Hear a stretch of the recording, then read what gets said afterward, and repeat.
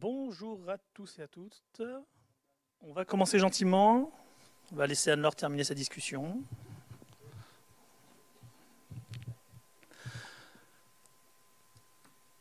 Donc, comme je vous le disais tout à l'heure pour le pitch, lors du Pitchfire, cette conf m'a été inspirée par tout un tas de bêtises, soyons clairs, que j'ai pu voir sur Internet en particulier, mais même ChatGPT, et qui m'a donné envie de parler de Scrum et de Kanban ensemble et non pas opposés.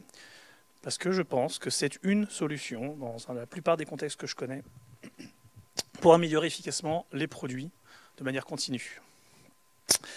Alors évidemment, avant ça, je veux remercier nos sponsors et les organisateurs, parce que vous le savez peut-être pas, mais on est un des rares Agile Tour de France à être encore complètement gratuit. Et, pour la petite histoire, nous ne proposons pas de niveau de sponsorat différents. Tous les sponsors payent toujours la même chose depuis genre 10 ans, peut-être plus. Et voilà, donc c'est hyper important. Et je veux en particulier remercier mes collègues Orga parce que sincèrement, c'est pas hyper facile de toujours trouver du temps pour faire avancer l'organisation de cet événement. On s'en sort toujours à peu près bien, mais c'est pas toujours cool. Revenons maintenant à notre sujet. Alors, en réalité, je vais commencer par parler de moi, parce que je suis hyper égoïste. C'est pour ça que je suis sur scène, sinon je serais pas là. Je serais en train d'écouter.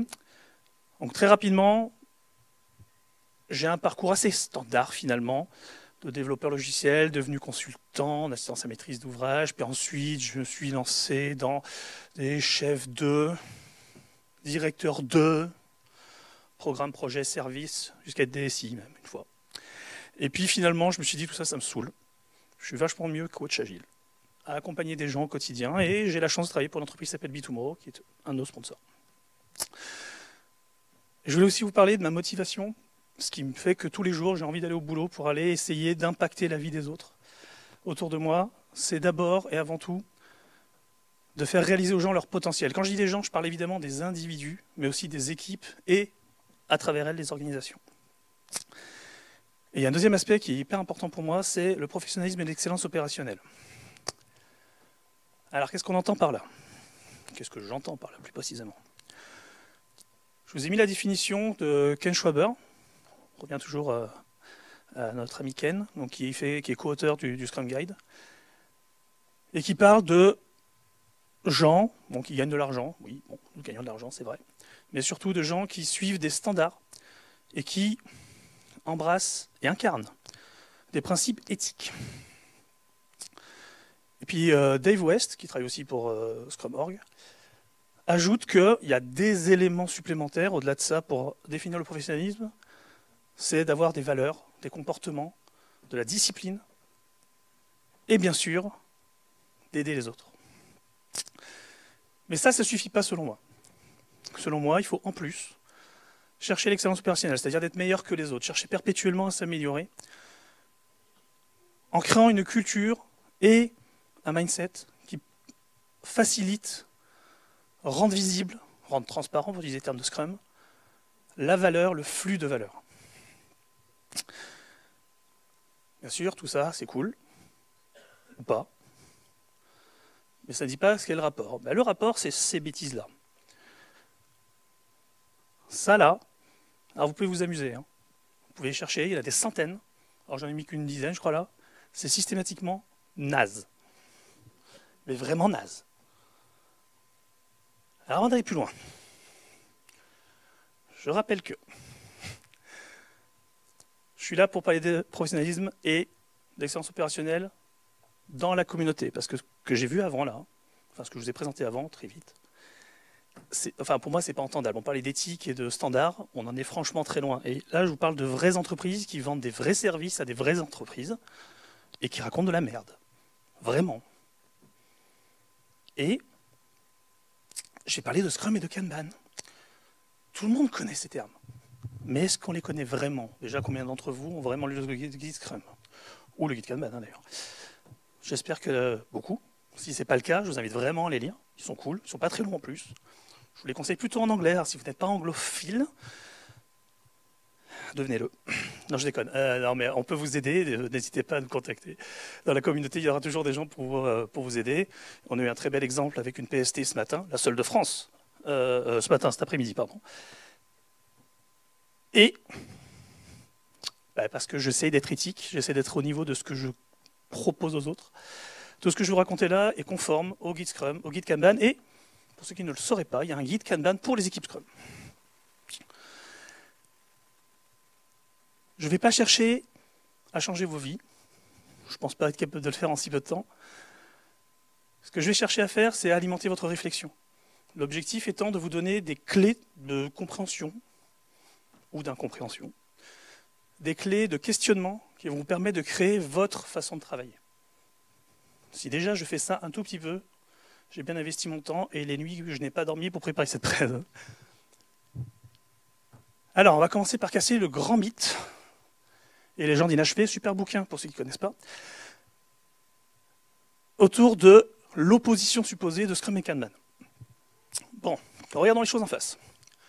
Déjà, à gauche, vous avez Scrum, à droite, vous avez Kanban. Ce sont des citations du Scrum Guide et du Kanban Guide. Je vous laisse les lire, tranquillement. Est-ce que vous y voyez des oppositions? Est-ce que l'un d'entre vous voit une opposition? Vous pouvez dire oui, hein. Ben en fait, non, il n'y en a pas. Ça parle de valeur, d'apporter de la valeur, c'est cool. Par contre, il y a des pratiques différentes. Vous avez le résumé de Scrum, là encore, tiré du Scrum Guide, et le résumé des pratiques qui composent Kanban. Est-ce que vous avez des oppositions?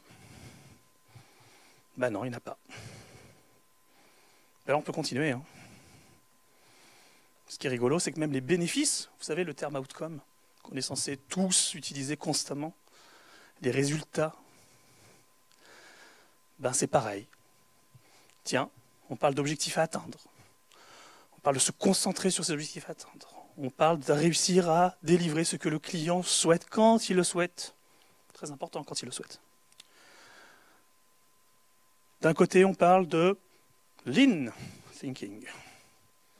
Et oui, Scrum est lean, il faut se le rappeler. Alors c'est vrai qu'il avait un peu caché dans les versions antérieures du Scrum Guide, mais dans 2020, où ils l'ont mis très explicitement.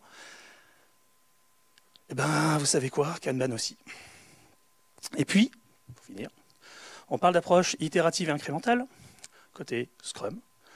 Et on parle, évidemment, aussi d'optimisation de la prédictibilité et de contrôler le risque. Tiens, côté Kanban, on dit exactement la même chose. Un peu différemment, puisqu'on parle d'un truc bizarre qui s'appelle le workflow, mais ne vous inquiétez pas, on va en parler très vite. Ah, tu peux me lancer le timer, parce que du coup, j'ai pas de timer. Je sais pas quelle heure il est, donc il faut que tu me dises. Je m'adapterai. Mais sinon, tu peux le lancer dans l'écran, s'il te plaît. Ah, tu peux le faire, s'il te plaît. Excusez-nous pour le... Je continue. Ah, les organes, non, mais ils sont nuls, en fait. Je retire tout ce que j'ai dit tout à l'heure, putain. Excusez-moi, c'est la fin de journée, je fatigue. Donc, au final, on parle vraiment de la même chose. On parle de gérer de l'incertitude, mais en tenant des promesses. De gérer de l'incertitude en tenant des promesses. Et Kanban est hyper fort là-dessus. Hein. Livrer la valeur au client. Dis-moi, vas-y. Plus 10, très bien. Livrer de la valeur au client qu'il souhaite, quand il la souhaite. Bref, il n'y a pas vraiment d'opposition. Vous pouvez utiliser l'un, l'autre, ou les deux. Parce qu'au final, que dit Scrum? Scrum, je ne sais pas si vous savez, mais Scrum, à l'origine, ça vient de l'expression américaine, enfin anglaise, Scrum Field, terrain de jeu. Ça ne vient pas de la mêlée, pour la petite histoire. Ça n'a aucun lien avec une mêlée, en réalité. Tout le monde s'est engouffré sur ça, mais c'est un mythe. Soyez-en sûrs. Et donc, Scrum fournit le terrain de jeu, et il parle d'adapter des pratiques émergentes pour gérer des problématiques complexes. Si vous connaissez Cuneifield, je vous invite, si vous ne connaissez pas, pardon, Cuneifield, je vous invite à regarder ce que ça veut dire d'être complexe. Mais par contre, il laisse des choses ouvertes. Parce que oui, Scrum est prescriptif. Il est infiniment moins qu'il y a 5 ans, infiniment moins qu'il y a 10 ans. Et pour avoir lu une fois complètement par hasard le Scrum Guide version 1, qui faisait 40 pages, vraiment 40 pages, et 40 pages franchement bien remplies. Je comprends qu'il se traîne une image de prescription, d'hyper-prescription même, parce que c'était vraiment le cas en 95. C'est quand même beaucoup moins, je crois, que le Scrum Guide actuel, en anglais, en enlevant les... c'est moins de 12 pages. Alors vraiment concentrant. Et donc, ce que ne dit pas Scrum, c'est ce que ça veut dire valeur. Et flux de valeur. Pourtant, le terme est utilisé. Et puis, il ne dit pas non plus comment faire des prévisions, le fameux terme forecast, en anglais. Ou alors j'ai mis le terme anglais parce que j'ai du mal à trouver l'équivalent français qui me convienne, le sizing du travail effectué. A contrario, Kanban propose, lui, des pratiques de flux. Ah, on définit flux. De flux de valeur, très bien. Mais par contre, il ne dit pas dans quel cadre le faire, dans quel terrain de jeu le faire. Il ne donne pas d'objectif à atteindre. Il dit, il faut livrer de la valeur au client quand il le souhaite, machin bidule. Ok, très bien, super. Mais comment, concrètement, comment on s'organise pour faire ça? Il ne le dit pas. Il ne parle pas de, alors j'utilise le terme anglais, excusez-moi pour l'anglicisme, d'accountability. C'est un terme assez embêtant en français, donc... Mais oui, parce qu'on ne veut pas dire responsabilité, sauf que responsabilité en anglais, il y a responsibility, qui veut dire en fait autre chose. Donc accountability, le plus proche que j'ai trouvé, on m'avait soufflé un qui était vachement bien, mais j'ai oublié, c'est être comptable de quelque chose, d'obtenir un résultat en réalité. Mais pas forcément d'agir pour obtenir le résultat soi-même. Ça peut être de faire le travail. Et donc Scrum définit ces trois accountability que vous connaissez probablement tous, Scrum Master, PO et développeur. Kanban, vous êtes membre d'un système Kanban. Voilà. Et puis, Scrum a aussi des valeurs, notamment des valeurs humaines, ce qu'on appelle les 5 valeurs de Scrum. Et puis, il s'appuie sur l'empirisme. Et pour finir, il définit des boucles de feedback minimales. Minimales. Et donc, quand on essaie de faire ça ensemble, de les mettre ensemble, ben on rentre dans une forme de forge qui va nous permettre d'obtenir un système beaucoup plus complet pour répondre aux enjeux de nos équipes, de nos entreprises, de nos produits et surtout de nos clients. Petite side note, on parle bien d'allier les deux, de créer un alliage, pas un hybride.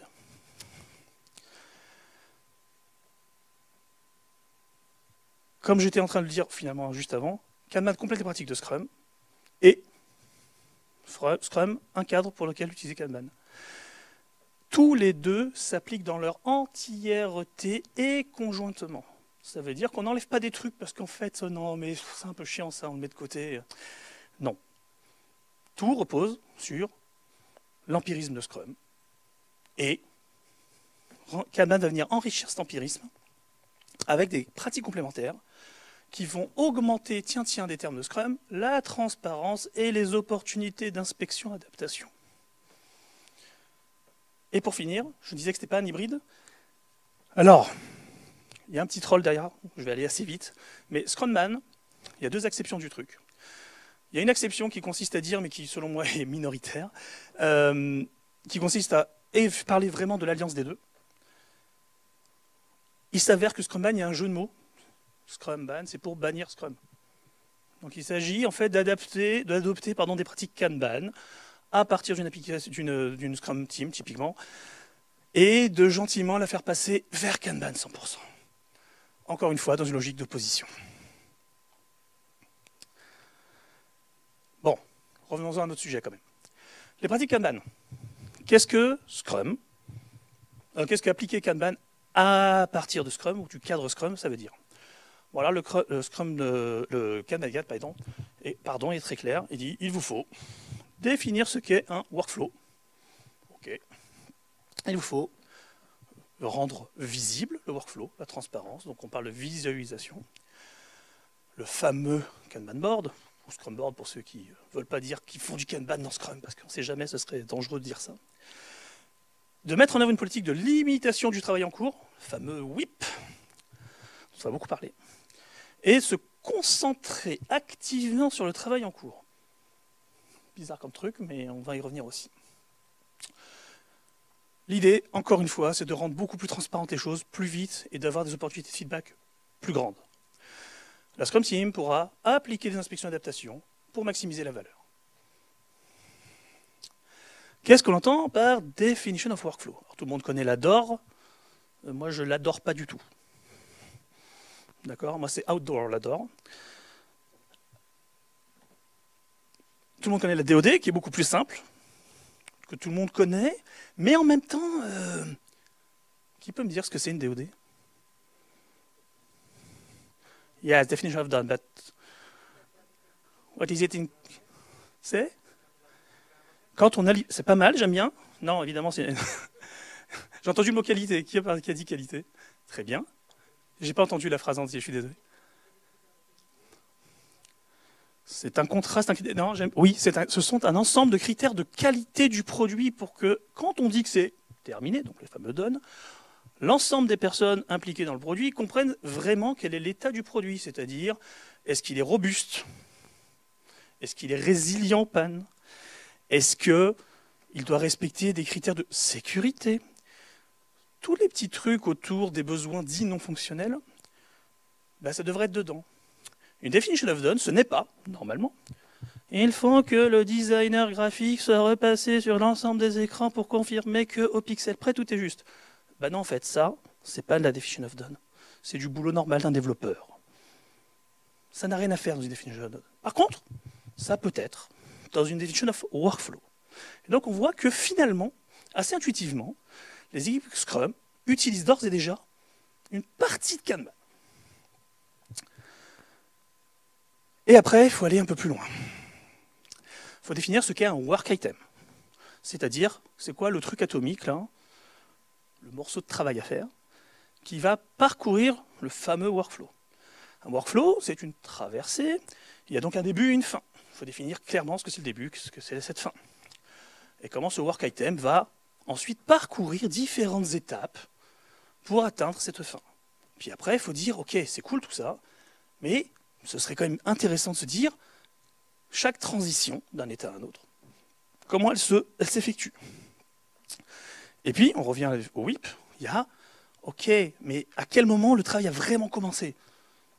Parce qu'on dit, il faut calculer du WIP, enfin calculer, suivre le WIP, pardon, mais encore faut-il définir ce que ça veut dire. Et puis, ensuite, il faut contrôler ce WIP. Qu'est-ce qu'on décide de faire? On va parler de politique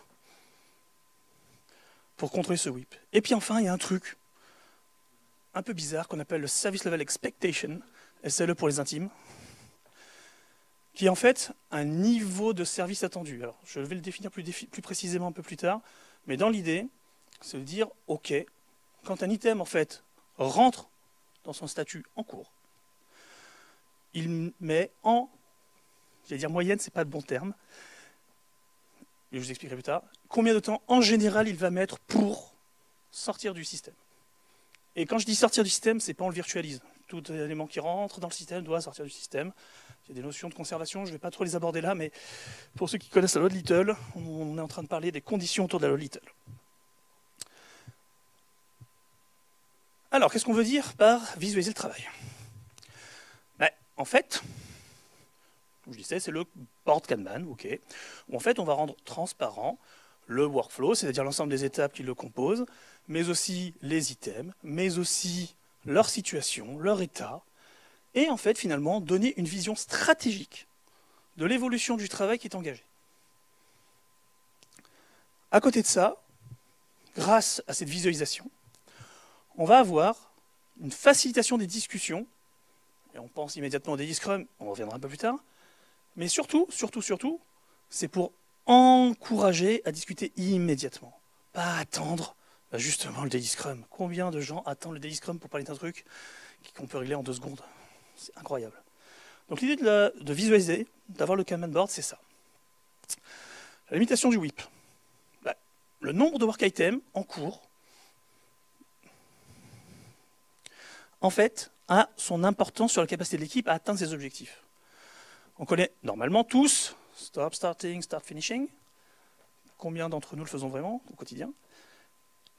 Et la limitation du WIP, c'est hyper important. Donc l'idée, c'est de dire que toute action, tout work item qui rentre à l'état en cours va manger une capacité de l'équipe, et que cette capacité-là, ben, on ne la récupère pas, jusqu'à ce que l'item sorte du système.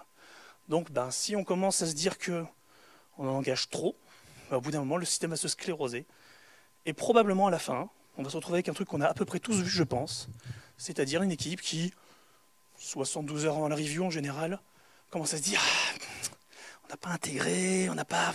Ce serait peut-être cool qu'on y aille. Et là, on commence à se dire il va falloir passer du temps, c'est tard, machin, bidule. Et puis au final, on arrive à la review et on a un incrément qui est soit très mauvais, soit avec tout dedans, mais les gens ont travaillé tard, et puis ça s'est terminé 2 secondes avant, voire on démontre un peu des trucs qui ne sont pas sur l'environnement de validation, parce qu'on ne sait jamais. Voilà. Il faut quand même qu'on montre qu'on a travaillé, c'est important, quoi. Et donc, pour livrer plus, faites-en moins. Il faut s'en convaincre, ça fonctionne super bien.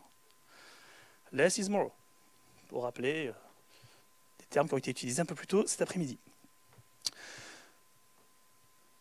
Donc la limitation du WIP, c'est extrêmement important. D'autant que ça va créer les conditions, ça va vraiment faciliter les conditions de la collaboration d'équipe. Comment bien l'équipe Scrum travaille en fait en affectant des tickets, alors on n'affecte pas, ils s'auto-affectent eux-mêmes les tickets des devs, n'est-ce pas? On ne fait pas à leur place. Mais par contre, chacun travaille ensuite dans sa ligne de nage, puis un jour on intègre parce que bon, il faut bien. Ah ouais, mais en fait ça marche pas. Ah, on fait comment? Pareil, les tickets qui s'accumulent en code review ou en attesté. Side note, ce n'est pas au PO de tester, c'est au développeur. Je ferme la side note. Et donc, l'idée, c'est aussi d'avoir plus régulièrement des incréments done avec le niveau de qualité requis, et donc d'optimiser, d'augmenter les occurrences d'inspection adaptation sur l'incrément terminé.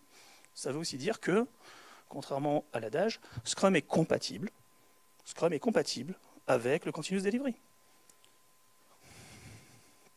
Dernière petite chose, quand on parle de WIP, souvent, à cause des Kanban boards, on voit les petits chiffres en haut des colonnes là.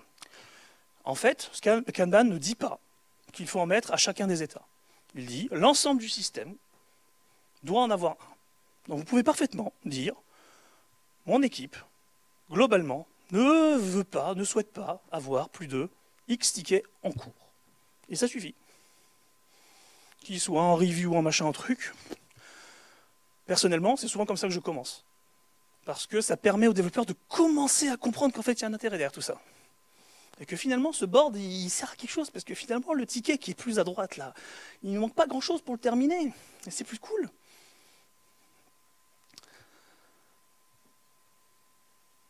Se concentrer activement sur le WIP. Je reviens à cette phrase un peu bizarre. En fait, l'important, dans Kanban, et donc dans Scrum et Kanban, c'est de se dire, ok, à un instant donné, n'importe quand dans la journée, pas uniquement au Daily Scrum, pardon, on va s'assurer que tous les items qui sont en cours, ont en fait une action associée, que quelqu'un travaille dessus concrètement. Et ça, c'est déjà hyper intéressant parce que le nombre d'items qui restent, alors particulièrement si j'utilise des systèmes genre Jira, que je ne kiffe pas particulièrement, mais malheureusement, souvent on est obligé d'utiliser, il ne faut quand même pas se mentir. Le petit flag là qui reste, tout le monde dit, ah, il y a flag, bon je regarde pas le ticket, je m'en fous. En fait, non. Quand on utilise Kanban, on ne peut pas faire ça. Autre bonne pratique, fortement conseillée par Kanban, c'est d'éviter l'accumulation des work items dans un espace du workflow. Pas forcément une colonne, mais ça peut être un ensemble de colonnes. Toujours pareil, essayons de finir au plus vite. S'assurer que le temps passé sur les work items dans le workflow est au plus bas. Tiens, on reparle de SLE. Donc encore une fois, l'idée, c'est de livrer de la valeur de manière la plus continue possible. Et donc, si on commence à livrer un truc, enfin, à travailler sur quelque chose, qu'on le met en pause, et qu'on attend des jours entiers, et qu'ensuite on revient, en fait, on ne fait pas du Kanban, on ne fait pas du Lean, on n'essaie pas d'être optimal. Pardon. Et enfin, je reparlais des tickets bloqués, ça arrive, c'est la vraie vie. Il faut essayer de les débloquer. C'est bête, mais il faut continuellement, plusieurs fois par jour s'il le faut, se démener collectivement en équipe pour essayer de débloquer ces items bloqués. Même quand c'est en dehors de notre cercle immédiat d'influence. Dernière chose concernant Kanban, pour pouvoir dire qu'on utilise vraiment Kanban en plus de Scrum, c'est qu'il faut mettre en place des métriques, qui sont 4. Le WIP, ça je vous en ai parlé. Le throughput. Ah, le throughput. Alors notez bien, c'est pas output, c'est bien throughput. Donc ça, c'est finalement le nombre de work items qui sont terminés, donc qui ont traversé intégralement le système, pour une unité de temps donnée. Cette unité de temps, ça peut être, par exemple, le sprint, mais ça peut être tous les jours. On peut même le faire plus souvent si on a envie, ou moins souvent. Mais c'est vraiment important de le faire parce que finalement, ce qui nous intéresse, c'est les bonbons qu'on a à la fin. Pas le bonbon moitié... bonbon, peut-être plutôt gâteau, on va dire. Alors, pas le gâteau moitié cuit, ou alors on a juste mis la farine et les œufs, mais en fait, non, ce qui nous intéresse, c'est le gâteau à la fin. Autre métrique hyper importante, le work item age, c'est-à-dire le temps le temps passé par l'item concerné dans le système. Dès lors qu'il est en cours, on commence à compter. Là, pareil, on peut compter en minutes, en heures, en journée. Généralement, c'est en journée, on ne va pas se mentir. Mais on peut faire sur d'autres échelles de temps, rien ne l'interdit. Et si vous écoutez les aficionados de Kanban, ils vous diront, si vous devez avoir une métrique et une seule, c'est celle-là la plus importante. Très intéressant. Et enfin, le cycle time. Alors, le cycle time, pas le lead time. Je ne sais pas si vous faites tous la différence entre les deux. C'est cool de mesurer le lead time. Les gens des Dora aiment le lead time. C'est très cool. Mais en réalité, si on parle de notre système, ce qui nous intéresse, nous, c'est, comme je disais tout à l'heure, le temps passé par un item dans le système.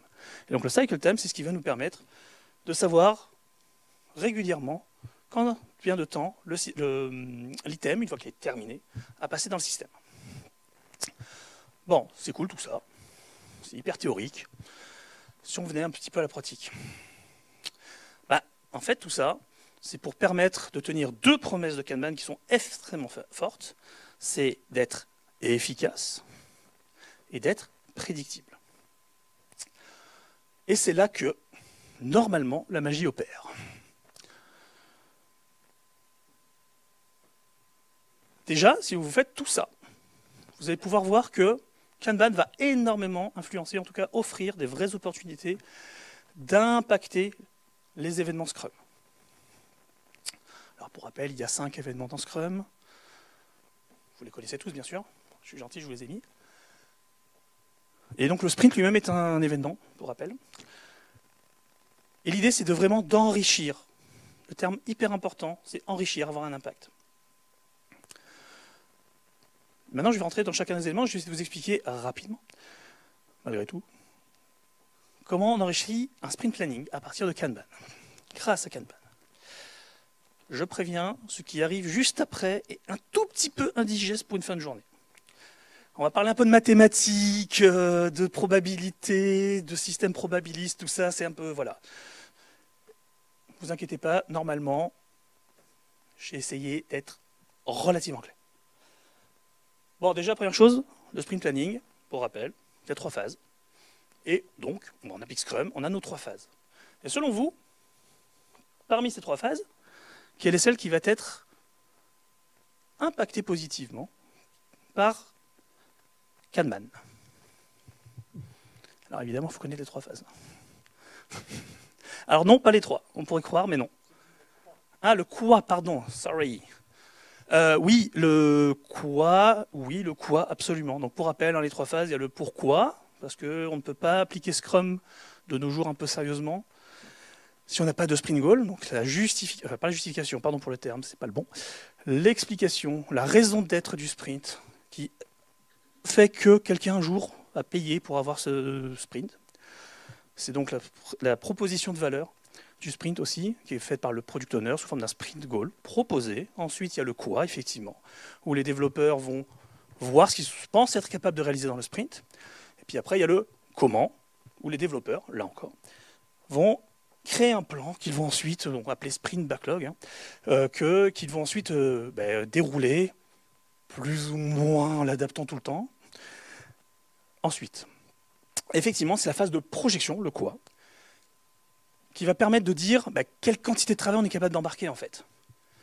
Alors je suppose que beaucoup d'entre vous utilisent la vélocité, des story points. Ça parle à des gens? Non? C'est vrai? C'est une excellente nouvelle. Continuez comme ça. Je suis pour l'obscurantisme, mais sélectif. Donc l'idée c'est de dire que, en fait, grâce aux métriques, aux mesures que l'on va effectuer, on va pouvoir en fait prendre les mesures historiques du throughput. Donc pour rappel, c'est le nombre d'éléments qui traversent le système pour une période de temps donnée. Et on va pouvoir utiliser des prévisions probabilistes. C'est là que ça commence à devenir un tout petit peu touchy. Mais encore une fois, je vais simplifier. Et on va utiliser un truc qui s'appelle les simulations Monte-Carlo. Alors c'est un système, il y en a plein d'autres en réalité. Mais pour faire simple, les simulations Monte-Carlo, c'est... Vous imaginez le loto? Vous avez un nombre finalement de boules finies, mais vous ne savez pas combien de fois chacune d'entre elles va sortir. Vous essayez de sortir plein de fois les boules au hasard, puis à chaque fois vous dites « Ah tiens, le 25 est sorti, ok ». Puis plus tard, un autre jour, « Ah, le 25 est sorti encore, tiens, c'est marrant ».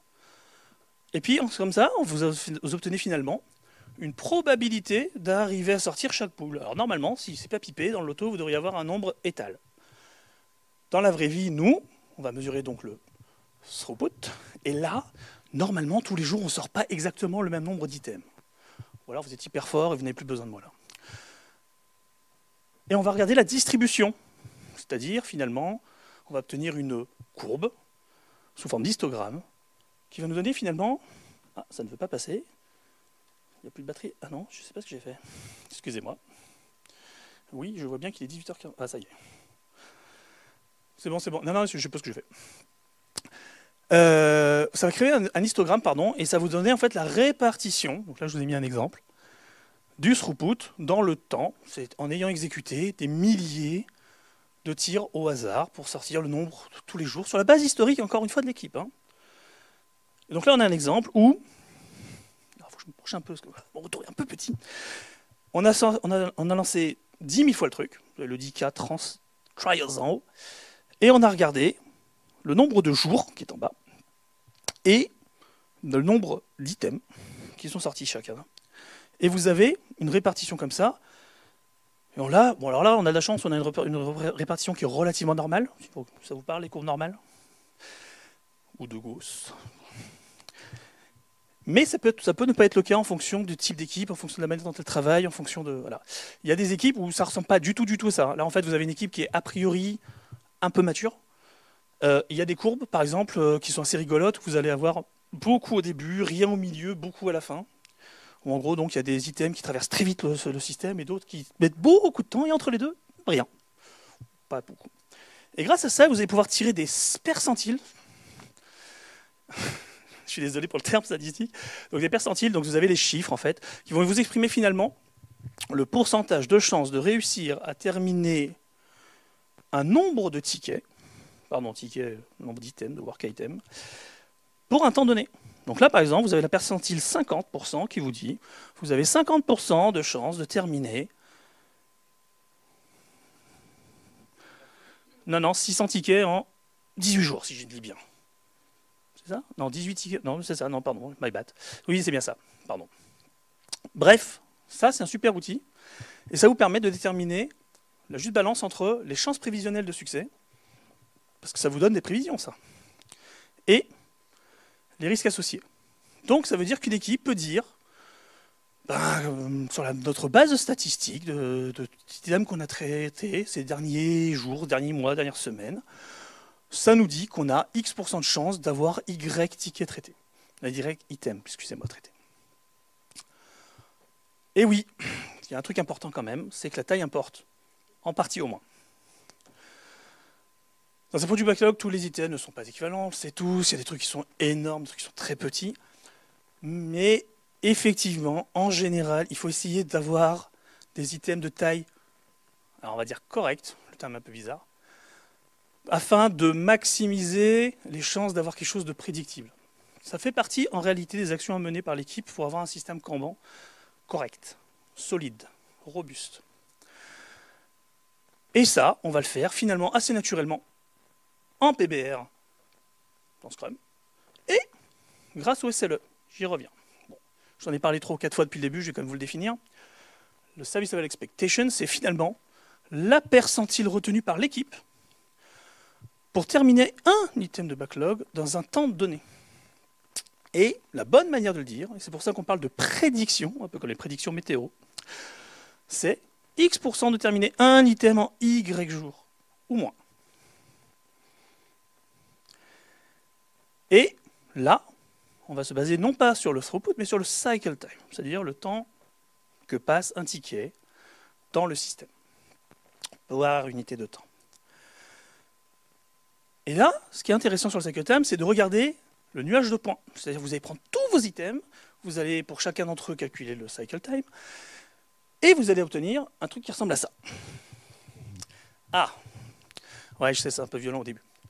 Mais au final, on s'y fait bien. Ici, vous avez donc les dates en bas, et à gauche, vous avez le temps de cycle. Et chaque point, c'est un ticket, et sa valeur en cycle time. Et ça vous donne du coup votre répartition. Et ce qui est intéressant, c'est que là aussi, vous pouvez jouer au jeu des percentiles, qui sont sur la droite là. Donc là, on voit que le 50%, c'est environ à 8 jours. 50% des tickets se terminent en moins de 8 jours. 8 jours en moins, si on veut être précis. Et l'idée, c'est de dire que on a envie d'être plus ou moins précis. Et on va, sur la base statistique, choisir la percentile. Alors, assez souvent, on conseille d'utiliser la percentile autour de 85%. Au-dessus, en général, on se retrouve avec des items qui sont tellement bizarres, parce que les items sont bizarres, et on va finalement les ajouter un nombre de jours probables pour terminer des items qui en fait ne servent pas à grand-chose. Et donc, on va essayer de trouver la bonne. Et du coup, au lieu de parler en story points ou ce que vous voulez, en vélocité, bref, en nombre de sprints, en jours, vous pouvez parler en nombre de jours pour un item donné et associé à sa prédiction. C'est-à-dire, nous avons 85% de chance de terminer le ticket en moins de... Là, j'ai pas la valeur, là, je vois pas bien. Hop, 15 jours. 15 jours ou moins. Bon, 15 jours ou moins, notez bien que ça fait un peu plus d'un sprint. Si on a des sprints de 2 semaines, pardon. Mais ça ressemble souvent à des trucs que je vois dans les équipes que j'accompagne. Du coup, votre sprint planning, il change vraiment de donne, parce que vous pouvez non seulement dire on a X% de chance d'atteindre l'ensemble du travail pour atteindre le sprint goal en Y jours, on connaît le nombre de jours, hein, c'est fixé en général dans Scrum, et en plus, vous pouvez dire, mais pour un item donné, de toute façon, je sais que il ne devrait pas passer beaucoup plus que X jours dans le système. Et donc, quand on arrive en daily Scrum, c'est un peu plus cool. Parce que on a le Kanban board, le Scrum board, on a le work item age, on y revient, et on a les WIP limits. Et on va regarder chaque jour comment notre système est. Et on va voir si on est en danger par rapport à notre service level expectation. Pardon. Là, je vous ai mis, c'est juste une illustration, mais vous pouvez effectivement jouer au jeu de dire, pour chacun des statuts, enfin des étapes de mon système Kanban, je vais compter le nombre d'items qui sont... Et à côté, vous avez l'âge du ticket. Et globalement, plus les tickets sont en haut, moins c'est cool.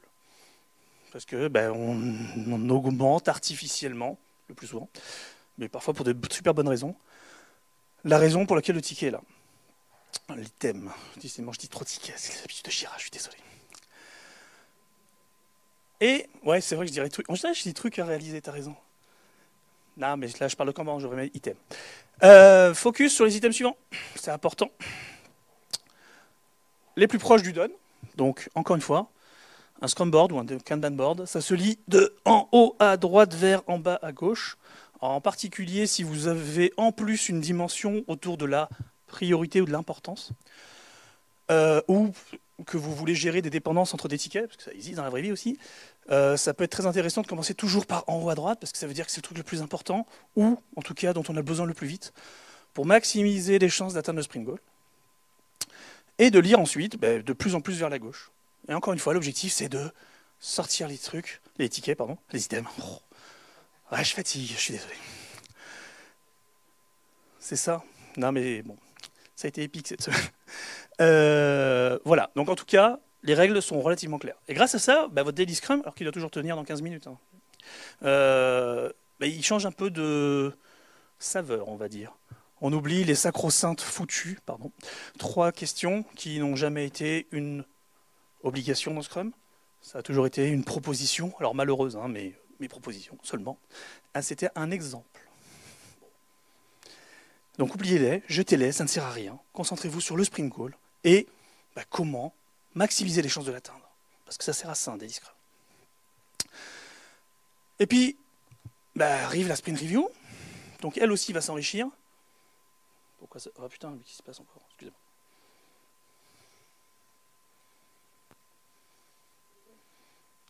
Ah, ça y est. Je vais aller un petit peu plus vite. L'apport majeur de Kanban dans Scrum Review, c'est la capacité de se projeter, encore une fois grâce au MCS. Et parce que ça permet d'avoir des vraies bonnes discussions avec les key stakeholders sur, voilà, vous voulez, monsieur le client, obtenir tel résultat dans le sprint qui arrive, ou dans les prochains sprints d'ailleurs, donc X jours, pourquoi pas d'ailleurs. Écoutez, nous on pense que, les développeurs, il faut réaliser ça fait X, Y, Z, work item. Et donc, avec les MCS, on va réussir à donner une probabilité de chance d'y arriver et de dire, monsieur le client, typiquement, client interne, client externe, peu importe, si vous voulez que cet ensemble d'items vous soit livré, qu'on ne veut pas prendre de risques, a priori sur notre base statistique, sur la base de ce qu'on a déjà fait, etc., il y a 85% de chances que vous l'ayez en moins de. Vous voulez plus de sûreté? Ok. Là, ça va augmenter. Généralement, ça augmente assez violemment quand on dépasse 85%. Et donc, tout ça permet de discuter plus sereinement et de rendre encore une fois plus transparentes les choses. Pas juste dire, sur un malentendu, ça passe.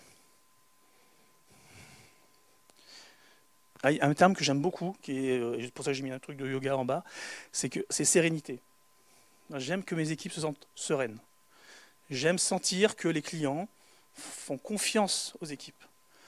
Et ça, on ne peut pas l'avoir si on n'a pas des discussions franches, parfois difficiles, on ne va pas se mentir.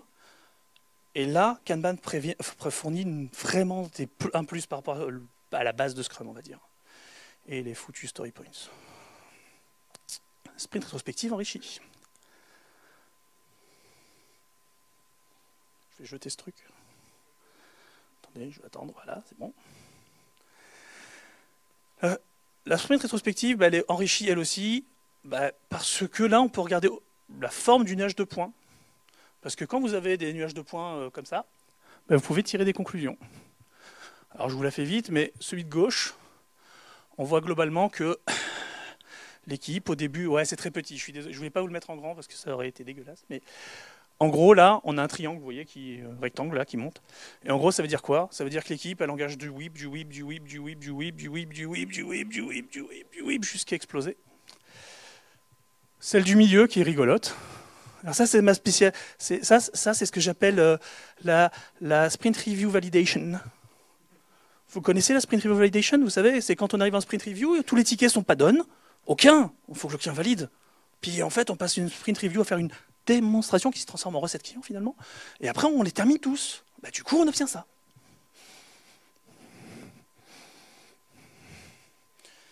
Pardon? Il l'a vu, c'est vrai. Voilà. Donc ça, c'est mon préféré. Et alors celui-là, qui ressemble un peu plus à la vraie vie, il est intéressant, mais il est un peu plus touchy. Si vous avez ça, c'est cool, mais vous pouvez vous apercevoir quand même qu'il y a des moments où il y a des vides, et ça crée des petits nuages, des sous-nuages de points. Et c'est intéressant de se poser la question, pourquoi? Qu'ils soient tout en bas ou tout en haut. Parce que par exemple, et là on va parler d'une des problématiques souvent de compréhension de Kanban, mais du Lean en général, on va parler d'output, pas d'outcome, c'est quand c'est tout en bas, ça a l'air cool. Parce que ça veut dire qu'on fait plein de tickets, on les termine hyper vite. C'est génial. Ouais, est-ce que c'est soutenable? Est-ce qu'en fait, on passe vraiment suffisamment de temps à valider et à dire ça marche bien? Est-ce qu'on passe suffisamment de temps à discuter du produit qu'on obtient à chaque fois? Et pourquoi ça va... Honnêtement, si vous avez une équipe où il y a beaucoup de nuages très en bas, il faut plus vous inquiéter que trouver ça cool. Mais peut-être qu'il y a des équipes où c'est très cool. Hein, voilà. Pour finir, en résumé, si j'essaie de résumer tout ce que j'essaie de vous dire depuis tout à l'heure, plus ou moins bien, je dois le reconnaître, Scrum et Kanban, bah oui, c'est possible. Et au final, rien ne les oppose. Au contraire, ils s'enrichissent l'un de l'autre. Scrum apporte une structure, Kanban des pratiques complémentaires. Kanban apporte des métriques pour maximiser le flux de valeur. Et grâce à ça, on peut vivre complètement différemment et enrichir les discussions que l'on a tout au long du sprint et pas uniquement pendant les événements, même si les discussions pendant les événements sont importantes. Et donc, l'apport de Kanban dans ces événements est majeur. Et pour finir, Kanban vous donne des moyens statistiques, probabilistes, de vous projeter dans l'avenir. Et on n'en a pas beaucoup d'autres en réalité, si on réfléchit bien. Je vous ai mis tout un tas de petites références sympathiques. Essentiellement, donc, le Scrum Guide, le Kanban Guide pour les Scrum Teams. Un super truc que je vous recommande qui s'appelle le Kanban Pocket Guide, qui est disponible sur le site prokanban.org. Et ils ont aussi sorti ProKanban un document qui résume, non, qui résume pas du tout en fait, qui va dans le détail, beaucoup plus que ce que j'ai mis là, de l'apport des métriques Kanban pour les Scrum Teams. Et un bouquin excellentissime de Daniel Vacanti qui s'appelle When Will It Be Done? Quasiment tout ce que je viens de vous expliquer là est vraiment très bien présenté. Et il y a un autre bouquin aussi de Daniel Vacanti que j'ai pas mis là parce qu'il est... Alors si vous aimez vraiment les maths et les stats, vous pouvez y aller. Je l'ai pas mis, je pourrais pour ceux qui le souhaitent leur donner la référence. Et d'ailleurs j'ai cru comprendre qu'il allait ou qu'il a sorti un bouquin récemment pour aller encore plus loin et c'est vraiment très très intéressant. Je vous remercie. J'attends vos questions.